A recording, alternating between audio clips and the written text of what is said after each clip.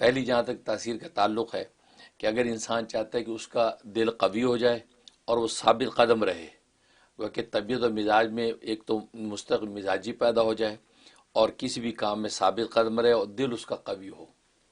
ظاہر ہے کہ قوت قلب پر ہی انسان کے سارے جو ہے کہ تکوینی و تشریحی نظام چلتے ہیں، اس میں بڑی تاثیر ہے۔ لہذا فجر کے بعد اور عشاء کے بعد یہ نام جو ہے وہ 41 مرتبہ ورد کرنا ہے، اول آخر ایک مرتبہ سورہ فاتحہ، درمیان میں یہ اسم پڑھنا ہے، یا قیوم فلا یفوت شیء من علمہ ولا یعود حفظہ، یا قیوم، تو گویا کہ یہ 41 مرتبہ، تو انشاءاللہ اس کی مدت کوئی نہیں ہے، یہ بلا مدت آپ پڑھتے چلے جائیں، آپ خود محسوس کریں گے کہ آپ کی طبیعت کے اندر ایک بہت مستقل چینج آ گئی ہے اور یہ نام اپنا اثر انداز ہو گیا ہے، یہ خوبی۔ تو یہ اسم قیومی ہے،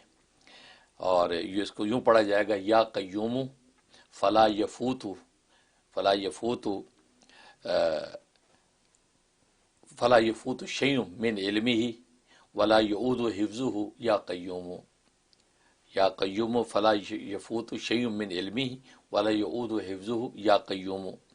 تو یہ غالباً اسکرین پہ بھی آ رہا ہوگا۔ تو گویا کہ یہ جو نام ہے یہ حضرت عیسیٰ علیہ الصلوۃ والسلام کی طرف منسوب ہے،